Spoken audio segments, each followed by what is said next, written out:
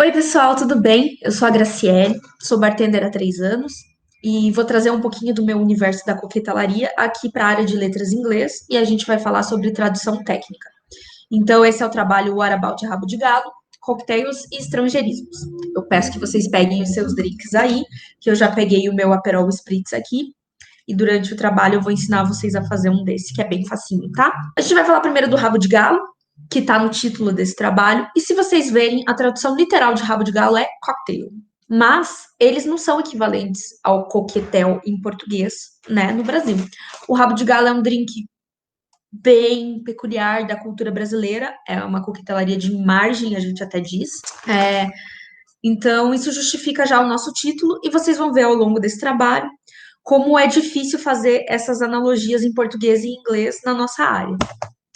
Então, para fazer a introdução do trabalho, a gente vai trabalhar com os estrangeirismos que vocês podem ver muito presentes em cardápios de restaurantes e bares, mas aqui eu vou me ater à área de bebidas, que é a área que eu sei melhor, tá? Eles são termos de muito difícil tradução. Então, como eu falei já a respeito do rabo de galo, que foi só um exemplo, é complicado eu conseguir fazer uma tradução literal de um termo para o outro e fazer com que isso seja entendido.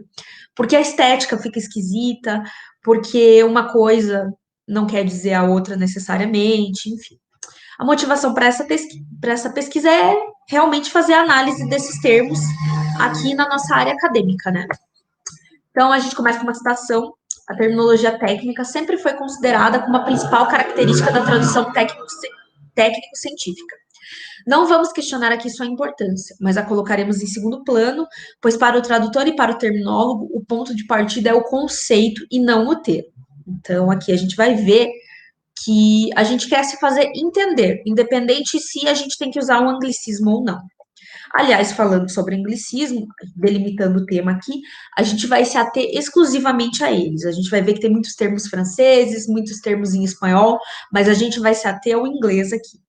E vamos utilizar textos técnicos da área, exclusivamente receitas. A gente vai fazer a análise desses termos com conceito e definição. Depois a gente vai traduzir de forma literal e comparar com a tradução técnica. Então, os objetivos desse trabalho são traduzir os termos, como já falei, de forma literal, listar os anglicismos que estão presentes nas receitas, analisar esses termos, comparando a tradução literal e a tradução original deles, e a gente vai testar a recepção dessas receitas traduzidas literalmente com os bartenders. A fundamentação teórica desse trabalho vai envolver 4 autores. Na verdade, 5, né?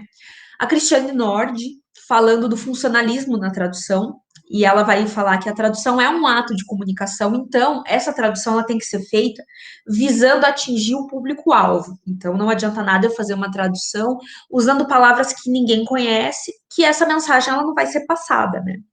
E o Azenha Júnior, ele vai falar que o que mais influencia essa tradução técnica é a cultura. Então, a gente vai ficar imerso no mundo dos bartenders e ver que esses termos anglicismos aqui que a gente utiliza, eles são utilizados durante o serviço normalmente e não tem prejuízo de entendimento na área.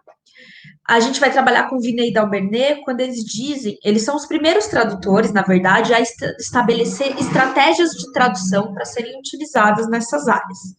E a gente vai falar da Mona Baker, que talvez seja a autora mais complexa aqui que a gente vai utilizar, porque ela estabelece uma relação entre termo, definição e conceito. Então, para a Mona Baker, o conceito é uma unidade de pensamento. Então, eu tenho uma ideia para transmitir, eu tenho uma definição dessa ideia e o termo vai ser o símbolo que eu vou utilizar para remeter a esse conceito e para que as pessoas lembrem dessa definição. Então, tá tudo interligado. A metodologia do trabalho vai ser a seleção de receitas, a seleção dos termos técnicos, a tradução literal, a comparação e análise da tradução literal e a tradução técnica e a testagem dos resultados. Então, vou começar aqui falando do Amaretto Sour. É um clássico da coquetelaria. Ele é um coquetel shakeado ou batido na coqueteleira e é um coquetel cítrico, por isso a denominação sour. Então, a gente vai falar aqui do amaretto com suco cítrico e elemento adoçante.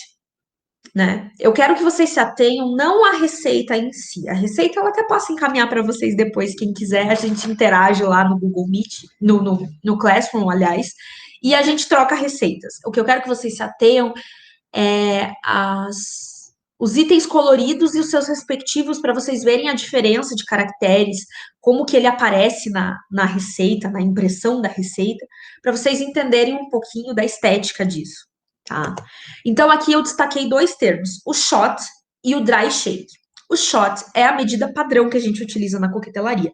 Ele é utilizado pelo dosador, o dosador geralmente tem 50 ml, e isso equivale a um shot.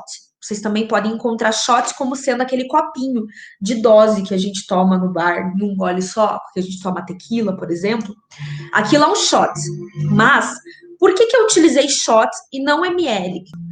O que acontece é que quando a gente faz a conversão na nossa cabeça de ml, acaba atrasando o serviço. E a nossa área, ela é muito dinâmica, você tem que ter agilidade, você às vezes tem 5 drinks para fazer e você não tem esse tempo de ficar convertendo quantos ml cabem nesse copo, quantos ml eu vou utilizar de dose, quantos ml eu vou utilizar de, enfim, soda, essas coisas. Então ele acaba facilitando no entendimento da receita mesmo. O dry shake, por sua vez, é uma técnica da coquetelaria que consiste em bater os ingredientes na coqueteleira sem gelo para criar espuma. Então, toda vez que você lê dry shake em uma receita, você já vai fazer um link que essa receita ela tem espuma. Por quê? Porque eu não vou fazer essa receita e depois coar ela para o copo e perder toda a estética daquele drink, né? Então, o dry shake, ele tem o termo dry shake, as unidades de pensamento que é sem gelo, espuma, bater, coqueteleira e a definição. Então, se eu falar simplesmente que você vai fazer uma batida seca no amaretto sour, o que é uma batida seca? Eu vou utilizar ingredientes secos, mas eu tenho ingredientes secos nessa receita, então não é isso que ele quer dizer. Então, aqui a gente vai passar para outra receita, que é o Blue Blazer. Como vocês podem ver aí no GIF, o Blue Blazer, ele é flamejante, ele tem um leve dulçor, e ele é um drink mais visual do que sensorial. O Blue Blazer, ou a chama azul, né, tem essa receita que vocês estão vendo na tela, que eu também não vou me ater a ela. Quero que vocês prestem atenção novamente nos itens destacados em cores diferentes. E eu tenho aqui 4 termos destacados para a gente conversar a respeito. Novamente, o shot, como eu falei, é a medida padrão da coquetelaria, eu não vou falar sobre ele de novo. E a gente tem 3 novos termos. O dash, o que é um dash? Ali vocês vão ver que a gente utiliza um elemento que se chama bitter. Eu vou falar sobre o bitter mais para frente. O bitter, ele é um elemento que ele não é para ser utilizado em abundância, porque ele estraga o drink, ele é como se fosse um tempero da bebida. Então, o bitter, ele já tem uma embalagem que permite que você só dê uma viradinha daquele produto e ele já dispense a quantidade necessária. Então, eu vou colocar ali 2 dashes. São 2 viradinhas de produto. Ele é análogo ao fio de óleo, quando a gente vê na culinária, coloca um fio de óleo na panela. E a gente tem também o simple syrup. O simple syrup, ou xarope de açúcar simples. Veja que syrup ele pode ser qualquer syrup ou qualquer xarope, mas o simple syrup, ele já te diz que é uma proporção de 1 para 1 entre água e açúcar. E ele serve basicamente para adoçar a bebida, lógico, e para ficar bonito no copo. Eu posso colocar uma colher de açúcar, ou enfim, a medida que eu achar legal de açúcar? Posso, mas ele vai deixar resíduo. Já o simple syrup, não, ele não deixa resíduo no copo, ele fica mais bonito, ele fica menos grosseiro. Mas o throwing é o ato de passar a bebida de um copo a outro, buscando a aeração dessa bebida. Aí ela vai fazer com que a bebida evolua e crie outros sabores, ela libere o aroma. Geralmente é feito com bebidas mais concentradas, como o uísque, o vinho. Aqui, ele vai servir para criar aquele visual da chama que vocês viram no início do GIF. Sim, o Dry Martini, ele é uma bebida que é coada e de sabor seco. Aqui vocês vão ver a receita do Dry Martini na tela, novamente se atendo apenas às partes coloridas da receita. Eu destaquei 3 termos, o shot, novamente, e o dry. Então, o dry tem tradução direta como seco. Mas, para quem não é da área, se eu falo, eu vou te servir uma bebida seca. Uma bebida seca? Quando eu te falo que eu vou servir uma bebida seca, é uma bebida com ausência de açúcar. Eu vou te servir um martini branco com ausência de açúcar.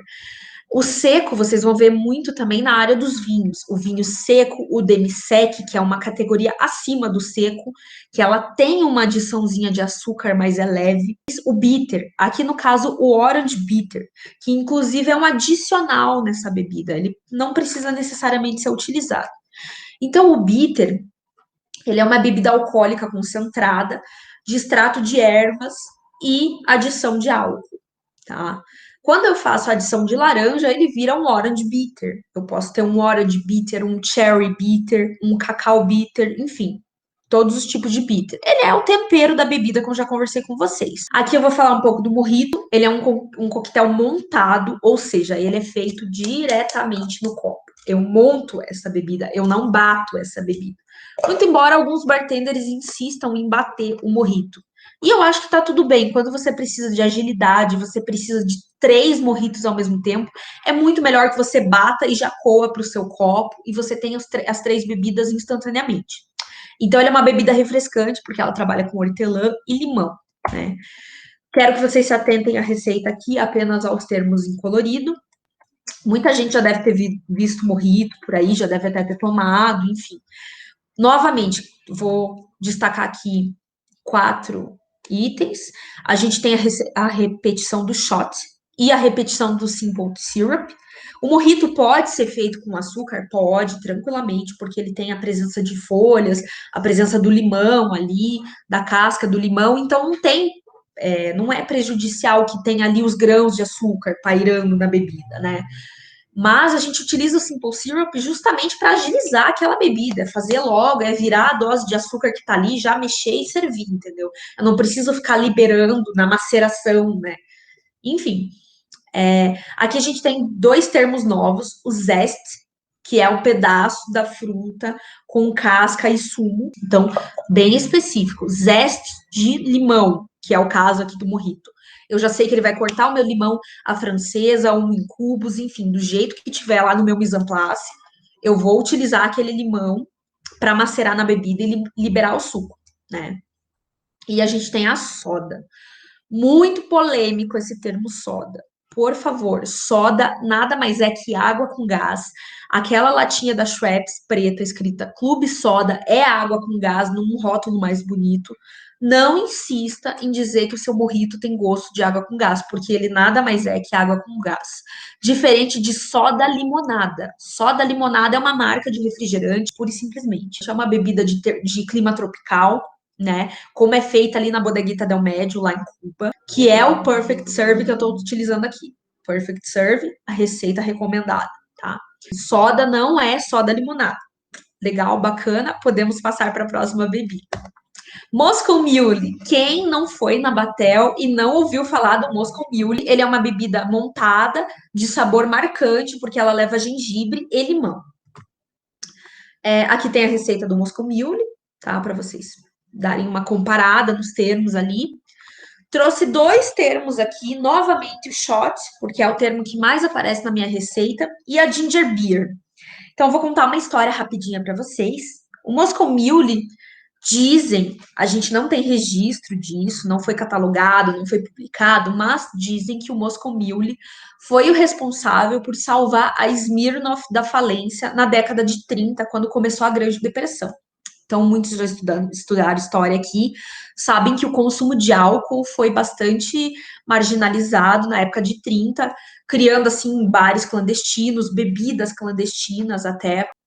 Então, eles precisavam criar alguma coisa que tirasse as garrafas de vodka Smirnoff do depósito, que já estavam, assim, estragando, e precisavam fazer aquilo circular no mercado. Por coincidência, uma empresa de ginger beer que não é uma cerveja. A ginger beer nada mais é que um refrigerante de gengibre, só que de forma fermentada. Por isso ele leva o beer no nome, para fazer alusão à fermentação da cerveja. Mas ele não é alcoólico, tá? Então, a empresa de ginger beer estava ali com aquele estoque parado, a Smirnoff sem saber como fazer circular suas garrafas de vodka, e a dona da fábrica de ginger beer, ela produzia as mugs, que é aquela canequinha que vocês viram no início da explicação ali. aquela canequinha de vó, sabe? Ela produzia aquelas canecas de alumínio e ela também estava com aquilo estocado e não sabia o que fazer. E criaram essa bebida que ela tem um gosto tão marcante que ela parece um coice de mula. Por isso a Moscow Mule. Como que eu posso encontrar ginger beer em Curitiba? Cine Gengibirra. Não é fermentado, é uma bebida gaseificada, mas ela tem um gosto análogo, não é a mesma coisa, mas lembra bastante a ginger beer. Então, alguns bartenders vão querer me matar agora, mas sim, valorizem produto local. Então, assim, vamos chegar nos nossos resultados de uma vez, né? A gente já trocou bastante figurinha aqui. Então, eu apliquei essas receitas traduzidas literalmente para alguns colegas da área e pedi para eles lerem as receitas e dizerem o que eles acham. Você pode ver aqui na tela várias respostas, né? Mas elas são unânimes em dizer que não deu certo. A comunicação não ocorreu. Ficou longa, ficou chato, tinha que ser mais direto, não tinha termo técnico, ficou meio perdida a informação, enfim. A comunicação ela não acontece, ou seja, não há tradução. Eu traduzi uma receita literalmente e, na verdade, eu não traduzi nada, porque a tradução ela parte do princípio que você entendeu o que eu quero dizer. E os bartenders não entenderam, tá? Então, nas considerações finais aqui, a gente vai concluir que esses conceitos estrangeiros que a coquetelaria traz, inclusive os em espanhol, os em francês, enfim, mas aqui focando nos anglicismos, eles não são só termos, eles remetem a ideias. Então, eles são importantes ali. E aí a gente teve o Fabrício França, ele fez um TCC na nossa área aqui sobre futebol americano e ele chegou a essa conclusão que eu achei muito legal e tive que trazer aqui. Até ele foi uma base para o meu trabalho, né? Então, a tradução integral de termos técnicos, ela acarreta na falta de naturalidade total dos termos e dificuldade de compreensão do conteúdo do texto para o leitor final especializado. Então, como falei, não tem comunicação. Então, agora, como eu prometi para vocês, vamos dar uma olhadinha na receita do Aperol Spritz.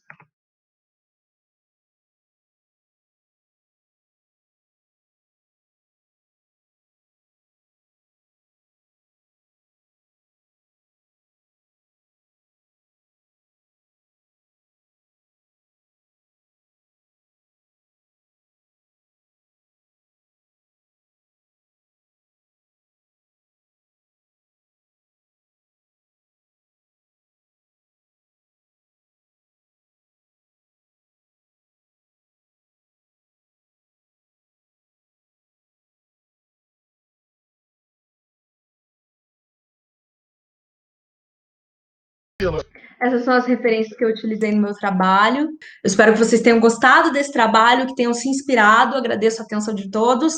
Um brinde, saúde!